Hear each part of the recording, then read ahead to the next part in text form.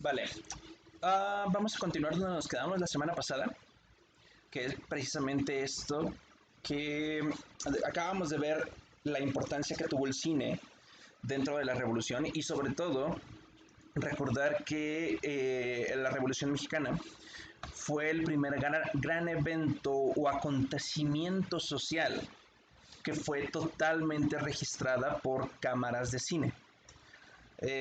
La Primera Guerra Mundial llegaría unos años después, estamos hablando de 2 años después, ya tendríamos como los primeros registros del conflicto de la Primera Guerra Mundial en Europa, pero el primer evento social significativo que fue grabado precisamente a nivel mundial fue la Revolución Mexicana. Pero antes de que terminara precisamente la Revolución Mexicana, que para quienes están a lo mejor un poco informados, esto terminó oficialmente en 1920, los últimos 3 años México empezaba de alguna manera a convertirse en un productor de cine a nivel internacional. Entonces se considera que entre 1917 y 1920 en México se generó lo que se conocería como una época de oro, que habría básicamente dos, hasta la fecha llevamos dos. Y en el caso de la época que duró precisamente 3 años, entre el 17 y el 20, vamos a ver precisamente que sucede algo curioso, ¿sí? Ambos momentos en los que el cine mexicano eh, se vuelve, digamos, el precursor, el más importante a nivel mundial, fue precisamente a consecuencia de las dos primeras, de la Primera y la Segunda Guerra Mundial, ¿sí? Porque los países que ya producían cine y que de alguna manera tenían la estafeta y hasta la fecha la siguen llevando, estaban demasiado sumergidos en el conflicto y muchos de los recursos estaban dirigidos precisamente de estos países. Estoy hablando de Francia, de Italia, de Alemania, de los Estados Unidos, por supuesto, de Gran Bretaña, ¿no? De la misma Rusia, que están involucrados en el conflicto, pues evidentemente no hay tantos recursos que se generen precisamente o que se destinen para la producción de cine, ¿no? Eh, pues resulta precisamente como resultado natural de esto que en el resto del mundo hubo menos cine, pero no significa que la calidad del cine mexicano no haya sido lo suficientemente alta como para que esto no sucediese independientemente de las guerras mundiales. Lo que sí es que no tuvo demasiada competencia. Pero en general las épocas de oro, precisamente, y es de repente un tanto complicado, ¿no? La primera se dice que es del 17 al 20 y la segunda más o menos estaría entre el 39 y el 45, ¿ok? Um, bueno, en el caso de la primera, se generó precisamente este interés porque independientemente de que México estuviera pasando por un conflicto, se siguió produciendo cine. Y precisamente por este interés que genera la Revolución Mexicana, digamos que otras partes del mundo comienzan a consumir cine mexicano precisamente por el interés que despierta este suceso social. Y sobre todo en Europa, porque veían muchas similitudes con lo que empezaba a suceder en los conflictos armados que se estaban empezando a generar. Pero el verdadero apogeo del cine mexicano llega precisamente entre 1939 a 1945. Ese es como, digamos, en general, los expertos y los historiadores más o menos calculan que ahí es donde estuvo la época de oro. De repente algunos discrepan, algunos dicen que fue antes, que fue después, que empezó en los 40 y terminó un poco antes de los 50, pero digamos que en promedio del 39 al 45 se generó la verdadera o la segunda época de oro, que en general es la verdadera época de oro del cine mexicano. En esos momentos México no tuvo comparación ni competencia con la calidad y la cantidad de cine que se estaba generando, ¿sí? Y digamos, las polifuentes o las muchas fuentes de inspiración que el cine mexicano empezaba de alguna manera a tener para generar estas películas.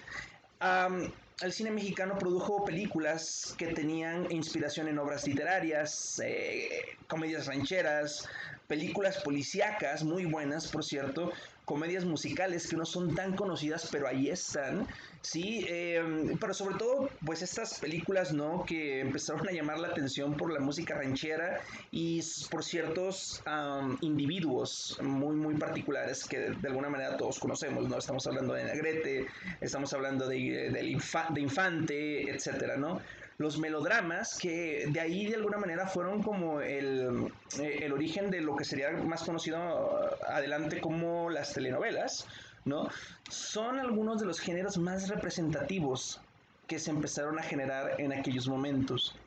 Aquí tenemos varios directores, sí, quizás han oído hablar de alguno de ellos, ¿no? Pero esos fueron los más representativos de la segunda época de oro, es decir, del 39 al 45. No todos son mexicanos, tenemos que ser muy claros en eso. El caso muy particular, por ejemplo, de Luis Buñuel, que es un español, ¿no? Pero que genera películas muy, muy conocidas en el cine mexicano, como Nosotros los Pobres, ¿no? Una película muy, muy buena que de alguna manera marca este estigma de la sociedad de aquellas personas olvidadas en las grandes ciudades de México, ¿no? Hay otros santos que sí son mexicanos y que se empiezan a ganar fama de ser los directores más productivos en la época del cine. Por ejemplo, Emilio el Indio Fernández, que es probablemente uno de los más famosos, ¿no? Él produce grandes, grandes obras y sobre todo la fotografía con Figueroa, ¿no? Más adelante vamos a ver a los fotógrafos y etcétera cuando veamos más esta especialidad. Pero lo que tenían las películas de Emilio el Indio Fernández es que visualmente eran impecables y a partir de las películas de Emilio Fernández empezaron a salir grandes estrellas del cine mexicano, muy específicamente, por ejemplo, en el caso de Negrete, de la famosa Doña, ¿no? Que es María Félix, ¿no? Entonces empiezan a trabajar precisamente con Emilio el Indio Fernández, y a partir de él, de hecho, empieza a generarse como el boom del cine a nivel internacional. Él fue de los primeros directores que empezaron a mandar sus películas a otros lados del cine, del mundo, ¿no?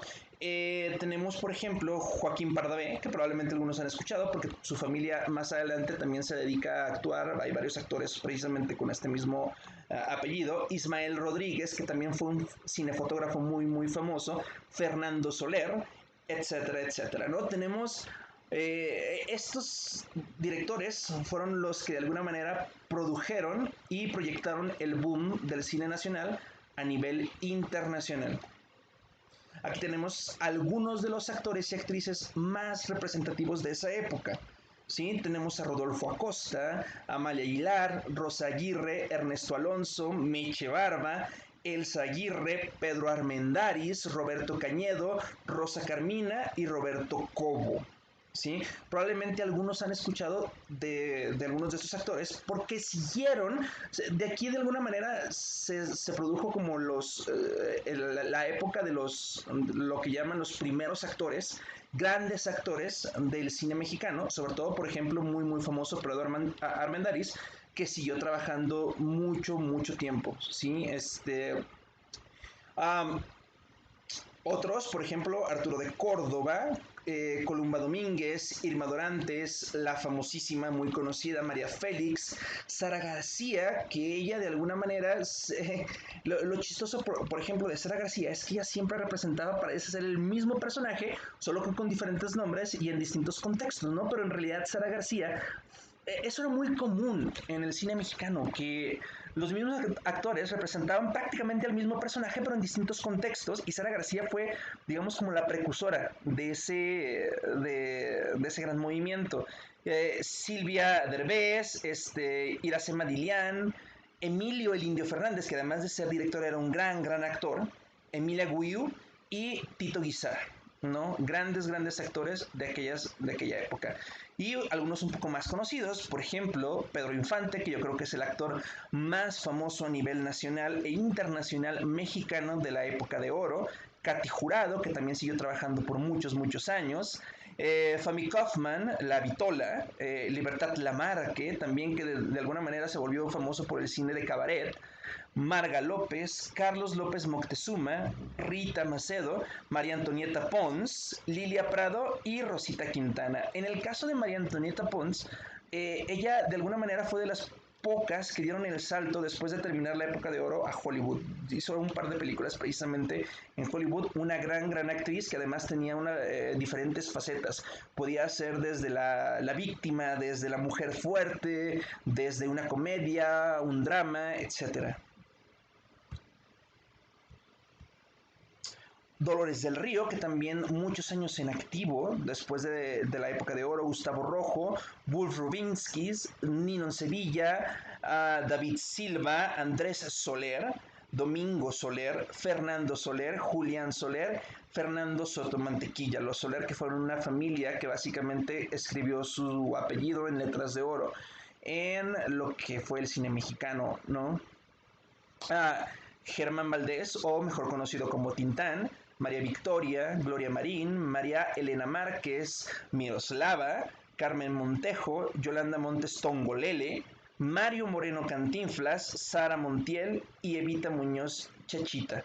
En este caso yo creo que hay algunos que nosotros de alguna manera podemos incluso, digo, está por demás que expliquemos, pero por ejemplo tenemos a Tintán, Cantinflas y Tongolele, que fueron representativos, ¿no? De alguna manera Tintán y Cantinflas se convirtieron en estos íconos del cine blanco y negro de comedia dramática, ¿no? Que eran de alguna manera tomaban como inspiración a personajes como Buster Keaton o como Chaplin, pero evidentemente le daban contexto en nuestros personajes nacionales. Es decir, eran personajes que tenían mucho que ver con nuestra realidad nacional. Tintán, que era el famosísimo Pachuco, ¿no? Que estaba vestido como tal, hablaba como tal, caminaba como uno, ¿no? O Cantinflas, que representaba de alguna manera a distintos sectores de la sociedad de ingresos bajos y la sociedad media, desde el punto de vista económico, ¿no? Y por eso es que de alguna manera Mario Moreno Cantinflas, además de que era un genio de la actuación, como escritor era maravilloso, como director también tenía mucho talento. Muchas de sus películas él codirigió y escribió precisamente los guiones que estuvieron detrás de él, pero en realidad todo tenía que ver precisamente con la calidad histriónica que él le ponía, ¿no? Y era maravilloso ver que había por supuesto, un libreto que incluso muchas veces de nuevo él escribía, pero tomaba los personajes y era muy famoso por cambiar ciertos diálogos o empezar a cambiar un poco precisamente lo que se decía o lo que sucedía dentro de las películas, porque justo en el momento él consideraba que iba a ser más gracioso, mucho más dramático decirlo de cierta o de otra manera, ¿no? Jorge Negrete, Eduardo Noriega, Andrea Palma, Leticia Palma, Joaquín Pardavé, yo les hablaba precisamente de Pardavé hace un momento, Víctor Parra, Blanca Estela Pavón, Silvia Pinal, que hasta la fecha es bastante conocida todavía Silvia Pinal por su programa, ¿no? De Mujer Casos de la Vida Real, Esther Hernández y Rebeca Iturbide. ¿Okay? Estos fueron precisamente los actores más significativos de aquellos entonces, ¿no? ¿Qué sucedía en la época de oro? Antes de que pasemos precisamente a esta parte de su caso. En la época de oro se tomaba mucho de la realidad o el contexto mexicano de años antes, ¿sí? Y se explotaban las características regionales del cine y entonces veíamos a muchas películas de los charros o veíamos películas de este famoso macho mexicano que andaba a caballo con una pistola, con sus espuelas, que traía su sombrero, pero que además era romántico, era bohemio, ¿no? Y de ahí precisamente, por ejemplo, las comedias musicales o los dramas musicales donde los personajes tomaban un poco de su tiempo para cantar, sobre todo rancheras, que de alguna manera eso es lo que se vuelve icónico acerca de la sociedad mexicana. Y el hecho de que precisamente en otros países a nosotros nos reconozcan como el famoso sombrerudo, ¿no? Con traje de charro, en caballo, tomando tequila, tiene que ver precisamente con lo que el cine mexicano en su época de oro proyectaba. al resto del mundo, ¿no? Y entonces las películas mexicanas, de alguna manera, que eran las más significativas, tenían este tipo de perfil, pero eso no quiere decir que fueran los únicos tipos de películas. Precisamente en el caso de Cantinflas estaba muy alejado de ese aspecto, pero aún así eran una representación un poco más urbana de la realidad mexicana. Sí, tenemos cuando él hace de patrullero, que eso es un poco después de la época de oro, pero de todos modos ahí estuvo, ¿no? De barrendero, de portero. Cuando hablo de portero no me refiero al deportista, sino precisamente a alguien que cuidaba el portón o la entrada de una vecindad, etcétera, etcétera. Tenemos a los Pardavé, que siempre representaban a esta parte de la sociedad alta, de la burguesía en México. O también, por ejemplo, tenemos a María Félix, la doña, que ella participó en películas, por ejemplo, con el Indio Fernández, con Emilio Lindo Fernández, que representaban precisamente la revolución, ¿no? Teníamos a Emilio Lindo Fernández, que teníamos un personaje que era un macho mexicano que de alguna manera era el general de una sección de revolucionarios. Esta película de la que les estoy hablando se llama, por cierto, La Cucaracha, muy buena, muy recomendable. Y tenemos a María Félix, que es una mujer de esas de las recias que de alguna manera siempre históricamente se subyugó el importante valor que tuvo o la importante función que tuvieron las mujeres dentro de la Revolución Mexicana, que fue muy importante, fue muy significativo. Muchas veces eran ellas las que hacían el verdadero trabajo pesado y no por eso no participaban dentro de las batallas de la Revolución Mexicana. Si ustedes ven precisamente esta película de La Cucaracha, que buscaré un enlace para que nosotros podamos verlo precisamente dentro de de nuestra filmografía del cine mexicano, ¿no? Vemos el tipo de personaje que había precisamente dentro de la Revolución Mexicana, femenino, ¿no? Y esta es precisamente una de las mejores películas al respecto de esto, ¿no? Tenemos una mujer que se enamora de este general y aún así tienen como esta relación de amor-odio. Es una muy buena película. Pero a lo que voy es que tenemos diferentes contextos, diferentes representaciones de la sociedad mexicana que se volvieron famosísimos a nivel internacional, pero además tenían una calidad técnica inmejorable. La fotografía era preciosa, el sonido, la banda sonora en general era maravillosa, la calidad de las representaciones actorales de sus personajes era de primer mundo, ¿no? Y las historias te enganchaban, te envolvían y de alguna manera te sentías identificado con los personajes aunque no fueran parte de su contexto. ¿Qué sucede? Bueno, que a finales de los años 40, principios de los 50, el cine mexicano empieza a decaer precisamente por lo mismo que sucede siempre con una industria. Más allá de buscar la calidad en muchos aspectos, hubo muchas casas productoras que buscaban pues el ingreso, más allá de la calidad de la película. Se dice que las películas del cine mexicano empiezan a decaer cuando las películas de burdel y cabaretescas empiezan a volverse un común denominador en la temática. La gente ya nada más iba a ver recordemos que estamos hablando de los años 60, 70, ¿no?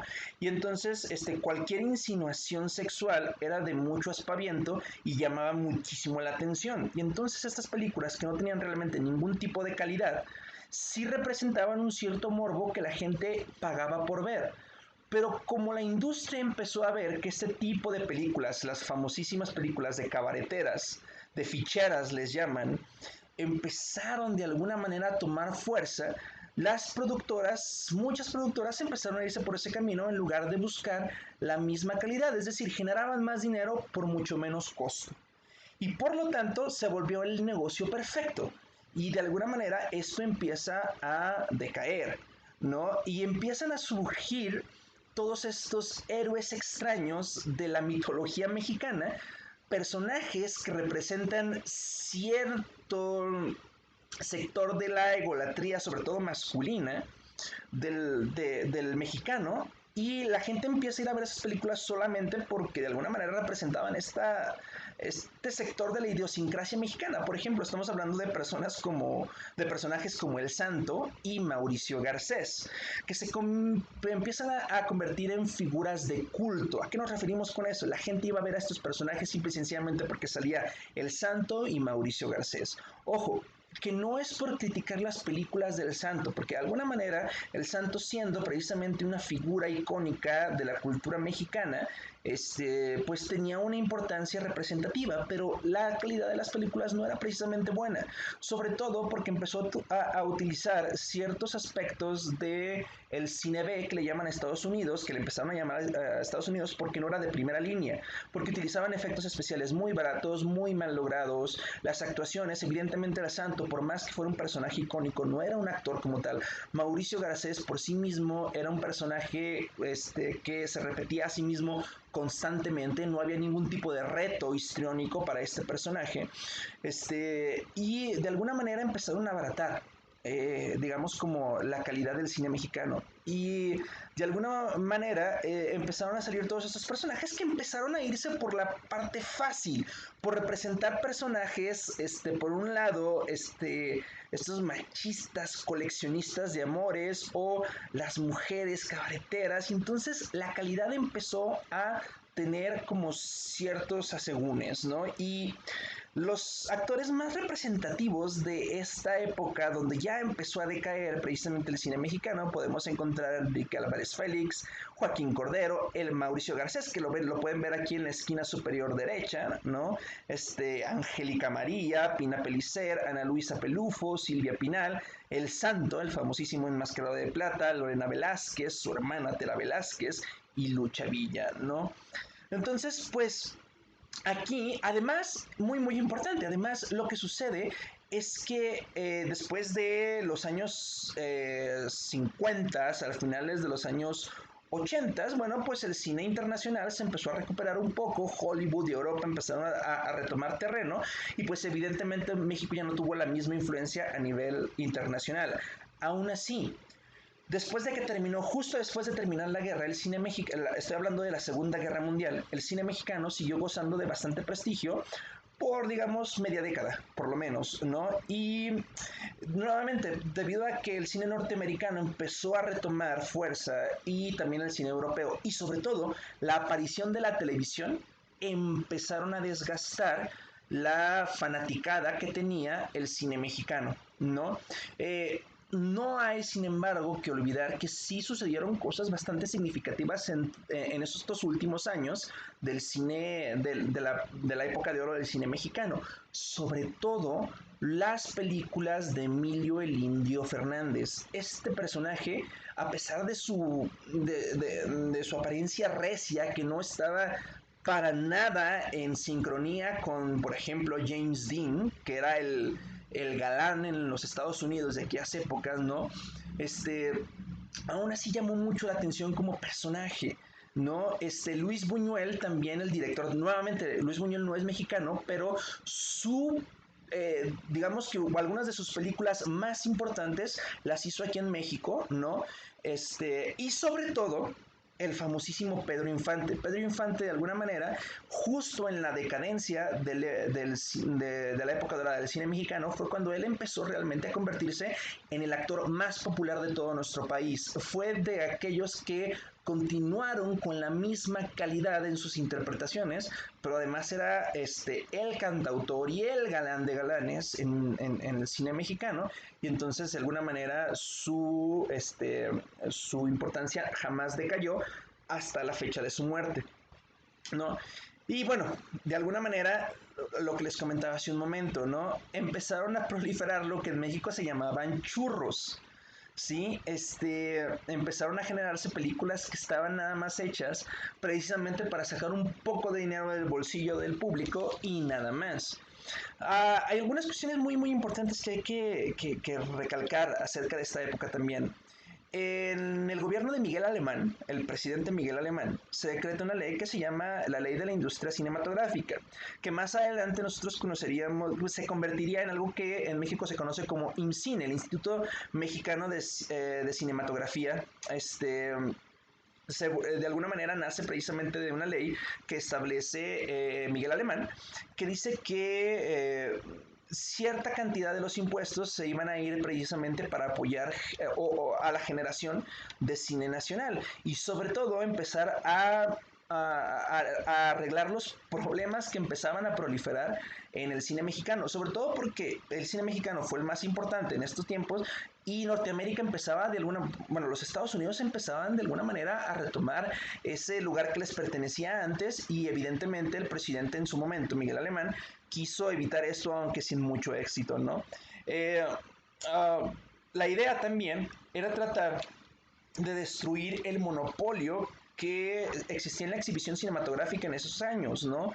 Porque en aquellos entonces, precisamente cuando termina la Segunda Guerra Mundial y el cine mexicano tiene como su más grande auge, un productor norteamericano, estadounidense, William Jenkins, fue quien de alguna manera empezó a llevarse prácticamente todas las ganancias de la producción del cine mexicano, ¿no?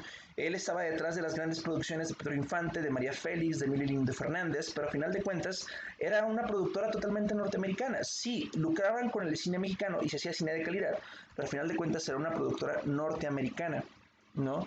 Desafortunadamente, en aquellos entonces se empezaba a tomar, el cine mexicano empezaba a tomar posesión toda esta temática de las rumberas, del arrabal, de ese tipo de películas que eran más de morbo que realmente de una representación. Ustedes pueden ver aquí precisamente una imagen que se volvió la más conocida en el cine nacional, de una mujer cabaretera, de los hombres que iban a gastar dinero y tomaban y se volvió de alguna manera algo que no representaba la realidad mexicana, pero que sí llamaba la atención del morbo del público, ¿no? Y aquí tenemos precisamente las famosísimas rumberas. Si ustedes se dan a la tarea de buscar, que sería interesante ver algunas de las escenas rumberas, de películas de rumberas, se van a dar cuenta de que realmente no había una gran calidad detrás de esto y siempre era como la misma historia. Eso era como lo más triste al respecto, ¿no? Era como la misma historia contada una y otra vez. Era la Cenicienta del mundo bajo, ¿no? Básicamente resultaba muy atractivo desde el punto de vista que se costaba poco y generaba mucho y no tenían una fórmula que les funcionaba una y otra vez. Era una chica humilde de provincia que llegaba a la ciudad, era devorada por la maldad imperante en la urbe y quedaba condenada a bailar en el cabaret hasta encontrar la redención. Es decir, la mujer noble que cae en el pecado hasta que encuentra el perdón de aquellos que dañó, ¿no? Pues era fue una fórmula terrible, desgastada, ¿no? Yo, en lo personal, considero que las siguientes son las más representativas y sobre todo creo que hay una de estas que ustedes probablemente han escuchado porque además se volvió este, una, una obra musical que hasta la fecha creo que por ahí anda de repente en gira, ¿no? Pero estas son como las más conocidas y las más representativas, que son Gangster contra Charros, una joya, ¿no? Eso que te provoca humor involuntario, es una joya del cine de rumberas. Salón México, que se volvió probablemente la más famosa en su momento, ¿no?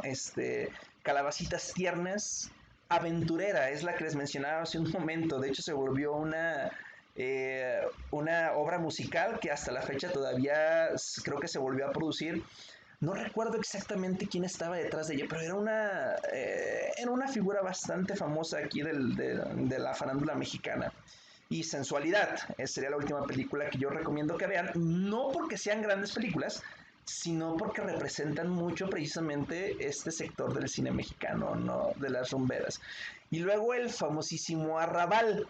El arrabal se refiere a esta parte más golpeada de la sociedad mexicana desde el punto de vista económico. Eran básicamente los pobres que trataban de alguna manera de sobrevivir y de sobresalir en una sociedad que favorecía y que hasta la fecha sigue favoreciendo a los ricos. Ahora, a diferencia del cine de rumberas o de ficheras, yo sí les recomiendo estas películas. Creo que Arrabal sí representa un poco, aunque suele ser bastante melodramático, creo que sí representa un poco más la esencia del cine mexicano tiene una calidad mucho más alta, porque además los personajes que estaban involucrados en este sector o en esta producción de cine eran mucho mejores, ¿no? Les recomiendo las siguientes películas. Les recomiendo por supuesto, inolvidable Pepe el Toro. Nosotros los pobres de Ismael Rodríguez, los tres García, ustedes los ricos, los tres huastecos. Si ustedes quieren ver cine de Pedro Infante en su máximo apogeo, estas son las películas que ustedes no se pueden perder. Les recomiendo sobre todo Nosotros los Pobres y Los Tres García. Voy a ver si encuentro algunos enlaces para que podamos analizar estas películas, ¿no? Aquí tenemos algunas de las más representativas. Nosotros los Pobres, Esquina Bajan, El Rey del Barrio, Víctimas del Pecado y El Suavecito. Sobre todo, vean Nosotros los Pobres, creo que les va a gustar. Eh, bueno, vamos a... Ya hablamos bastante de esto. Le vamos a dejar hasta aquí.